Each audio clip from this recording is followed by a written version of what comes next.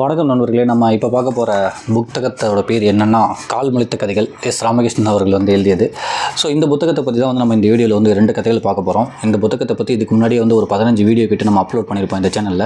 இந்த புத்தகத்தை பற்றி ரொம்ப சிம்பிளாக சொல்லணும்னா, இயற்கையாக தோன்றின எல்லா விஷயத்துக்குமே ஒரு ஊரில் உள்ள பூர்வக்குடி மக்கள் ஒரு கதையை நம்புகிறாங்க. அந்த கதையை அப்படியே அவங்களோட சந்ததியினருக்கு அந்த கதையை பரப்பிக்கிட்டே இருக்காங்க.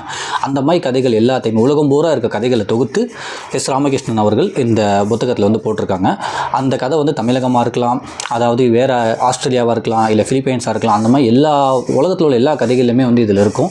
ஒரு சின்ன சின்ன விஷயத்துக்கு கூட இப்போவுமே ஒரு 2 விஷயத்தை பார்க்க போகிறேன். என்னென்னா, நாய் ஏன் பூனையை துரத்துச்சு அப்படின்றதுக்கு பிரேசிலில் ஒரு கதை நம்புகிறாங்க. கொசு ஏன் கடிக்குது அப்படின்னு சொல்கிறதுக்கு நைஜீரியாவில் ஒரு கதையை நம்புகிறாங்களா. அதுதான் நிறைய கதை ரொம்ப ரொம்ப எப்படி சொல்கிறது, சின்ன புலத்தனமாக தான் எல்லா கதையும் இருக்கும். பட் ஆனால் அதுதான் அந்த பூர்வக்குடி மக்கள் நம்புகிறாங்களாம். அந்த கதையை தான் அவங்களும் எல்லாத்துக்குமே சொல்லிக்கிட்டு வராங்களாம். அதுதான் நம்ம இந்த புத்தகத்தில் பார்க்க போகிறது. நாய் ஏன் பூனையை துரத்துக்கிறது. ஒரு 3 வரி மட்டும் படிச்சுட்டு நான் கதையாகவே சொல்கிறேன். நீண்ட நெடுங்காலத்திற்கு முன்பு ஒரு நாய் பூனையை திருமணம் செய்து கொண்டது. இருவரும் சந்தோஷமாக வாழ்ந்தார்கள். நாய் பகலில் வேலை செய்ய போய்விடும், பூனை வீட்டிலேயே இருக்கும். ஒவ்வொரு நாளும் நாய் வீடு திரும்பும்போது அது சாப்பிடுவதற்கு எந்த உணவும் இருக்காது. ஒரு டயத்தில் முன்னொரு காலத்தில் நாயும் பூனையும் கல்யாணம் பண்ணிக்கிச்சான். 2 பேருமே தான் வேலைக்கு போகணுமா. ஆனால் நாய் மட்டும் தான் வேலைக்கு போயிருக்கு. பூனை வேலைக்கு போகாதான், வீட்டிலே இருந்துக்குமா. வீட்டிலே இருந்துக்கிட்டு எனக்கு உடம்பு சரியில்லைன்னு சொல்லிடுமா. நாய் வேலையெல்லாம் முடிச்சுட்டு நாய் வீட்டுக்கு வரும்போது அதுக்கு எந்த சாப்பாடுமே இருக்காதான். கேட்டால் பூனை என்ன சொல்லுமா, எனக்கு உடம்பு சரியில்லை, அதனால் நான் சமைக்கலை அப்படின்னு சொல்லுமா. இதை பார்த்துக்கிட்டே இருந்த ஒரு நாய் என்ன பண்ணுச்சு, கண்டிப்பாக காலையில் ஏதோ நடக்குது, இது வேணுக்குமே பண்ணுது அப்படின்னு சொல்லிட்டு ஒரு நாள் வேலைக்கு போகிறேன்னு போயிட்டு பின்னாடி போய் நாய் ஒளிஞ்சிக்கிட்டே இருந்துச்சேன் வீட்டுக்கு பின்னாடி. இது என்ன பண்ணுதுன்னு பார்க்குறதுக்காக. அப்போ பூனை என்ன பண்ணுச்சான், தனக்கு விருப்பமான எல்லா பலகாரங்களையுமே சுட்டு சாப்பிட ஆரம்பிச்சிருச்சான். அப்போ கோவமாகி நாய் உள்ளே பார்த்துட்டோன்னே டக்குன்னு ஒரு ஆரஞ்சு பழத்தை கூட வாய்க்குள்ளே திணிச்சிக்கிட்டு எனக்கு பல்லு வலி, அதனால தான் அப்படின்னு சொல்லி அப்படியே திருப்பி நாடகம் ஆடிருக்கு, எனக்கு உடம்பு சரியில்லைன்னு. அதை பார்த்த நாய் என்ன பண்ணியிருக்கு, ஓங்கி ஒரு கணத்துலேயே குத்து விட்டுருக்கு. அந்த ஆரஞ்சு பழம் பூனை வாயிலேருந்து வெளியில் வந்துருச்சான். அப்போ பூனையோட நாடகம் எல்லாமே தெரிஞ்சிருச்சான். அதுலேருந்து நாய் துரத்த ஆரம்பித்தோடனே பூனை என்ன பண்ணிச்சான், அந்த அடுப்படியை விட்டு இறங்கி ஓட ஆரம்பிச்சிச்சான். அதுலேருந்து தான் நாய் பூனையை துரத்திக்கிட்டே இருக்குது. ஏன்னா பூனை நாய்க்கு எதுவுமே சாப்பிட தராமல் வேலைக்கு போகாமல் ஏமாற்றிக்கிட்டு இருந்தது நாய்க்கு தெரிஞ்சு நாய் ஒரு பூனையை துரத்த ஆரம்பிச்சிச்சு.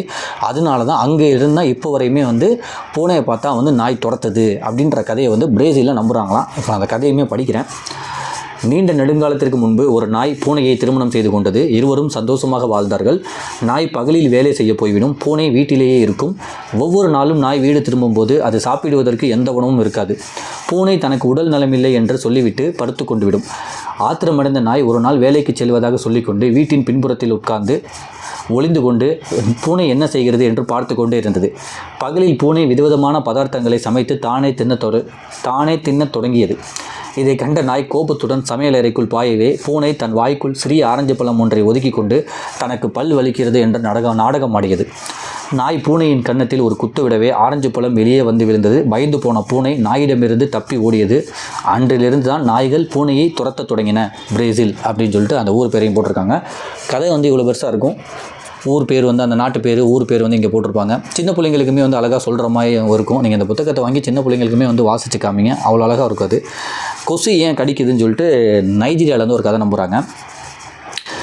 கடவுள் ஒரு நாள் உலகில் உள்ள மிருகங்கள், பறவைகள் யாவையும் அழைத்து அவர்களுக்கு விருப்பமான பொருளை சாப்பிடுவதற்கான உரிமையை வழங்கினார். அக்கூட்டத்துக்கு யானைகள், குரங்குகள், சிங்கம், அணில், மான், கரடி, ஒட்டகம், காகம், கழுகு என யாவும் வந்திருந்தன. ஆனால் கொசு மட்டும் தன் சோம்பேறித்தனத்தால் வராமல் படுத்து உறங்கிவிட்டது. கடவுள் என்ன பண்ணியிருக்காரு, உங்களுக்கு தேவையான விலங்குகள்லாம், உங்களுக்கு தேவையான சாப்பாடெல்லாம் நீங்களே செலக்ட் பண்ணிக்கலாம், நீங்கள் வாங்க, எல்லாமே வாங்கன்னு சொல்லியிருக்காரு.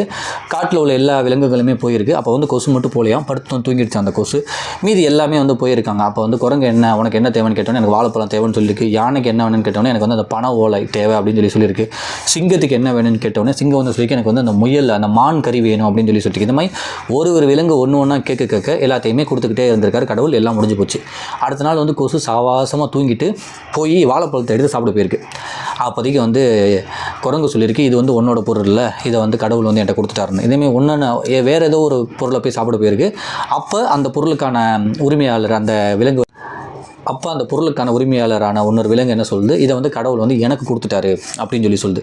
என்னடா கடவுள் எல்லாத்தையும் கொடுத்துட்டாரே, நம்ம கடவுள்கிட்டே போய் கேட்போன்னு சொல்லிட்டு எனக்கு ஏதாச்சும் ஒரு பொருள் கொடுங்க, எல்லா விலங்குகளுக்குமே வந்து ஒரு பொருள் கொடுத்துருக்கீங்க சாப்பிட்றதுக்கு, அதை வந்து என்னை தொட விட மாட்டாங்க, நீங்கள் எனக்கு எதாவது கொடுங்கன்னு சொன்னோன்னே, நான் நேற்று கொடுக்கும் போது நீ வந்திருக்கலாம்ல, நான் எல்லாத்தையுமே கொடுத்துட்டேன், இப்போ என்கிட்ட வந்து கொடுக்குறதுக்கு வந்து எதுவுமே இல்லை அப்படின்னோடனே, சரி ஓகே நான் வந்து பூமியில் உள்ள ஜீவராசிகள் மனுஷங்களை நான் வந்து சாப்பிடவா, அவங்களோட ரத்தத்தை குடிச்சிருவானோன்னே, நீ அவங்களோட ரத்தத்தை குடிச்சேன்னா அவங்க நீ அடிச்சு கொண்டுருவாங்க, உனக்கு பரவாயில்லையான்னு சொல்லி கடவுள் கேட்டிருக்காரு. பரவாயில்ல, நான் வந்து பாட்டு பாடிக்கிட்டே பறக்கிற மாதிரி எனக்கு ஒரு சக்தியும் கொடுத்துருங்க, நான் அவங்க ரத்தத்தை குடிச்சிக்கிட்டே அப்படி பாட்டு பாடிக்கிட்டே நான் பறந்துக்கிறேன் அப்படின்னு சொல்லி சொன்னேன். சரின்னு சொல்லிட்டாரான். அதனால தான் வந்து கொசு அப்பையிலேருந்தே நம்மளை வந்து கடிச்சிட்டு அப்படியே அந்த சவுண்டு போட்டுக்கிட்டே வந்து பறக்குதான் இப்படின்ற ஒரு கதையை வந்து நைஜீரியாவில் வந்து நம்புகிறாங்க, நான் சொல்லலை. ஸோ இப்போ வந்து அந்த கதையுமே நான் படிக்கிறேன். கொசு ஏன் கடிக்கிறது? கடவுள் ஒரு நாள் உலகில் உள்ள மிருகங்கள், பறவைகள் யாவையும் அழைத்து அவர்களுக்கு விருப்பமான பொருளை சாப்பிடுவதற்கான உரிமையை வழங்கினார். அக்கூட்டத்திற்கு யானைகள், குரங்குகள், சிங்கம், அணில், மான், கரடி, ஒட்டகம், காகம், கழுகு என யாவும் வந்திருந்தன. ஆனால் கொசு மட்டும் தன் சோம்பேறித்தனத்தால் வராமல் படுத்து உறங்கிவிட்டது. கூட்டம் துவங்கியதும் குரங்கு தனக்கு வாழைப்பழம் சாப்பிடும் உரிமையை தருமாறு கேட்டது. கடவுளும் தந்தார். யானை தென்னை ஓலைகளை கேட்டது. அணில் முந்திரி பழங்களை கேட்டது. சிங்கம் மானின் கரியை கேட்டது. கடவுளும் அவரவருக்கு உரியதை தந்தார். மறுநாள் கண்விழித்த கொசு வாழைப்பழத்தை சாப்பிடுவதற்காக சென்றது. குரங்கு அது தனக்கே உரியது என்று அடித்து துரத்தியது. உடனே மரங்களில் உள்ள இலைகளை சாப்பிடலாம் என்று கொசு பறந்து போனது. அங்கிருந்த ஒட்டகச்சிவிங்கி கொசுவிற்கு உரிமை இல்லை என்று அடித்து துரத்தியது. இப்படி ஒவ்வொரு மிருகத்திடமும் அடிபட்ட கொசு கடவுளிடம் சென்று சாப்பிடுவதற்கு ஏதாவது வேண்டுமென்று கேட்டது. கடவுள் தன்னிடம் உள்ள யாவற்றையும் தந்துவிட்டதாக சொல்லவே, அப்படியானால் நான் எல்லா ஜீவராசிகளின் இரத்தத்தை குடித்து தன் பசியை போக்கிக் கொள்வதாக கொசு சொன்னது. கடவுள் அதற்கு சம்மதித்தபடி, நீ அவர்கள் இரத்தத்தை குடிப்பதால் அவர்கள் உன்னை அடித்து கொள்வார்கள், பரவாயில்லையா என்று கேட்டார். கொசு அடுத்தவர் கண்ணுக்கு தெரியாமல் சுற்றி அலையும்படியாகவும் இனிமையாக பாடும் குரலும் தனக்கு வேண்டும் என்றது. அதையும் கடவுள் தந்தார். அன்றிலிருந்து கொசு யாவர் ரத்தத்தையும் உறிஞ்சி குடித்தபடி சப்தமிட்டபடி பறந்து அலைகிறது அப்படின்னு சொல்லிட்டு கொசு இதனால தான் வந்து கொசு வந்து கடிக்க ஆரம்பிச்சிச்சு. நம்மளுமே வந்து கொசு அடிக்கிறோம் அப்படின்னு சொல்லிட்டு நைஜீரியாவில் அந்த கதையை நம்புகிறாங்களாம். இதுதான் இந்த வீடியோவில் பார்க்க வந்த 2 கதைகள். ஸோ இதே மாதிரி வந்து நம்ம அடுத்த வீடியோவில் என்ன கதைகள் பார்க்கலாம் அப்படின்னா, வரிக்குதிரையின் உடலில் வரிகள் எப்படி வந்தன, அந்த வரிக்குதிரையோட உடம்புல வந்து ஏன் வந்து வரிகள் வந்துச்சு அப்படின்றத வந்து ஆஸ்திரேலியாவில் வந்து ஒரு கதை நம்புகிறாங்க. ஆந்தை ஏன் கூடு கட்டுவதில்லை, ஆந்தைக்கு வந்து கூடே இல்லை, ஆந்தைக்கு வந்து ஏன் கூடு இல்லை அப்படின்னு சொல்கிறதுக்கு வந்து தென்னாப்பிரிக்காவில் வந்து ஒரு கதை நம்புகிறாங்க. ஸோ இது 2 கதையுமே வந்து நம்ம அடுத்த வீடியோவில் பார்ப்போம். நன்றி. இந்த புத்தகத்தை வாங்கி படிங்க, அவ்வளோ நல்லாயிருக்கும். நன்றி.